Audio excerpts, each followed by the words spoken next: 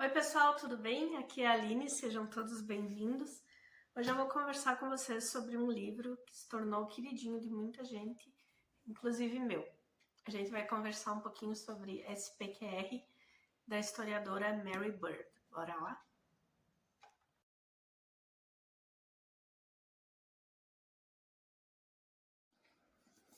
Então, pessoal, a Mary Bird ela é uma historiadora inglesa, professora de clássicos na Universidade de Cambridge. Ela estuda Roma há mais de 30 anos, já tem diversas obras sobre o Império, e essa aqui está sendo considerada a obra máxima dela, porque aqui ela reuniu a história de 10 séculos de Roma. É um milênio da história do Império Romano, desde a sua fundação e todas as suas lendas até a queda do Império no século IV depois de Cristo. Eu queria falar com vocês sobre esse livro porque eu achei interessantíssima a maneira como ela escreveu.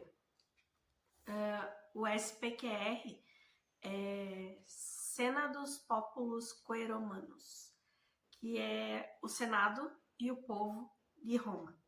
Então aqui a gente vai ter, no começo ela vai falar sobre a lenda do Remo e do Rômulo, dos dois irmãos que seriam os fundadores de Roma. E tudo o que está ao redor dessa suposta história, né? A gente vai ter aqui também a questão de toda a violência para surgir o Império. A gente vai ter ela falando aqui sobre os motivos que levaram a contratar o Virgílio para escrever Eneida, como sendo uma nova história da formação de Roma, dando ancestrais mais dignos, digamos assim, né? Na Eneida a gente vai ter a história do Enéas, que seria um homem que saiu de Troia, ele era um troiano que conseguiu fugir da destruição da cidade e acabou fazendo toda uma viagem até chegar na terra meio que prometida dele, que seria Roma. E aqui ela vai nos falar sobre o período dos reis. A gente vai conhecer toda a questão da violência que está envolvida na história da fundação de Roma, como o rapto e estupro de diversas mulheres. A gente vai conhecer também o início da organização do Senado, e a gente vai acompanhar depois a história dos triunviratos e a quebra desses triunviratos, que o do primeiro vai culminar na morte do Júlio César, e depois no segundo a gente vai ver toda a briga entre o Otávio e o Marco Antônio. A gente vai passar pela história do Marco Antônio, do Otávio e da Cleópatra, toda essa briga, toda essa discórdia, a questão do filho da Cleópatra também, com o Júlio César. E o que mais me encantou nesse livro aqui, na forma como ler, porque ele é muito fluido, ele é muito bom de ler, assim, a gente lê ele muito rápido, tu não quer parar de ler, na verdade, é que ela nos traz a história, como ela já vem contada e como ela já é conhecida há séculos, assim, mas também ela nos traz diversas novidades que foram descobertas a partir de 2015 através de escavações arqueológicas. Então ela vai trazer muita coisa nova aqui, sabe? A gente tem muita coisa que já estava assim a gente já tinha no coletivo assim toda uma ideia do que acontecia em Roma, e através dessas novas descobertas arqueológicas algumas coisas foram mudando e elas vão se encaixando, cobrindo algumas lacunas que estavam faltando. Então, tipo, eu achei muito bom, achei maravilhoso esse livro. Depois a gente vai ter também a história, toda a história do período do Augusto, né? Do Otaviano, quando ele se nomeia Augusto. E a gente vai ter também a história dos 14, se não me engano, dos próximos 14 imperadores depois do Augusto. Então a gente vai ter Trajano, vai ter Cláudio, vai ter Nero, vai ter Calígula e assim por diante. E são histórias que, tipo, a gente ficou na cabeça, eu pelo menos tinha bem forte comigo na cabeça, assim, a questão do incêndio de Roma, visto que Nero haveria sido somente ele responsável. A gente tem outras questões assim que entraram para a história como absurdos, assim, sabe, feitos por uma pessoa, realizados por uma pessoa só. E aqui a gente vai ver toda a gama de eventos que levaram até aquele momento, sabe? É um estudo muito bom. Tem algumas coisas aqui que trazem realmente uma nova visão para essa parte mais antiga da história. E tudo isso super bem escrito, muito bem estruturado, muito bem estudado, assim. É um baita livro. Se você quer aprender, ou se tu se interessa por aprender um pouquinho mais da história de Roma, esse livro aqui vale super a pena. Tá? Ele é muito bom. Na parte aqui do início da formação de Roma, a gente vai ter, como já falei, a história da loba que salvou e cuidou do Remo e do Rômulo. Aí a gente vai ter as desavenças que eles tiveram com os etruscos e com outros povos. E daí tudo isso também a gente vai ver contado de uma maneira diferente em Eneida. Mas a parte principal aqui que ela nos conta do porquê de fazer Eneida, porque eles queriam dar uma cara mais bonita para a formação de Roma. O povo não queria mais, o povo não, né? Os imperadores, enfim, eles não queriam mais aquela classificação de formação com excessos, com abusos, com raptos, sequestros, estupros, enfim. Embora tentando fazer uma literatura mais bonita, mais erudita da formação, diversos absurdos como os que eles queriam apagar continuavam sendo feitos, porque fazia parte do império essa maneira de agir, né?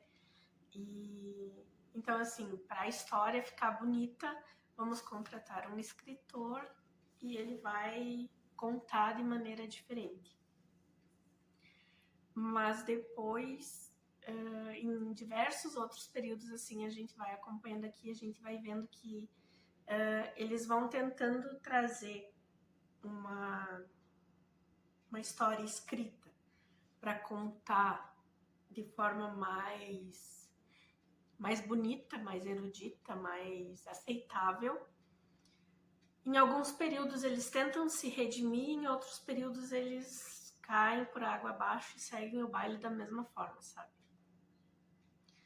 Depois, quando a gente chega na parte dos reis aqui, que eles dizem que os reis abusavam muito, que é um período anterior ao Senado, né? Que os reis acabavam abusando muito e sendo muito cruéis e sendo muito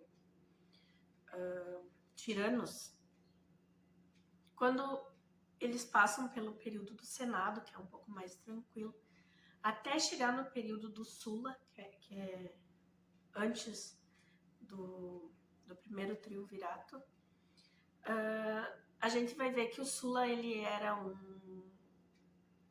um líder do exército também, e que acabou fechando o Senado e tomando conta. E daí a gente vai ver a história do Pompeu, do Júlio César e do Marco Antônio fazendo esse triunvirato, já que eles tinham o povo a seu favor, né? E começando a conquistar outras terras e começando as desavenças entre Pompeu e os outros dois. Depois a gente vai ver que vai entrar mais gente nesse segundo triunvirato, depois que o Júlio César morre. Vai ficar o Marco Antônio, o Otaviano e eu não estou recordando agora o nome do outro. Mas eles três vão manter aquela paz durante muito pouco tempo, porque embora Júlio César tenha sido assassinado, o povo já estava inclinado a querer um imperador e não mais muita gente e o Senado, enfim. E acaba que esse imperador vai vir a ser o Otávio, né? Com o título de Augusto, porque ele vai derrotar o Marco Antônio e para o povo romano ele vai ser um herói porque ele conseguiu derrotar a Cleópatra, que eles consideravam tipo meio que uma bruxa que tinha enfeitiçado Júlio César e o Marco Antônio. Ela teve essa relação com não só um, mas com dois dos melhores generais romanos, né, daquele século. E o Otaviano vai tentar, então, o Otávio, perdão, ele vai tentar conquistar esse povo romano ao redor dele. E durante esse período em que ele fica como imperador em Roma, ele vai fazer diversas coisas, como, por exemplo, essa tentativa de criar uma narrativa nova e erudita sobre a formação de Roma.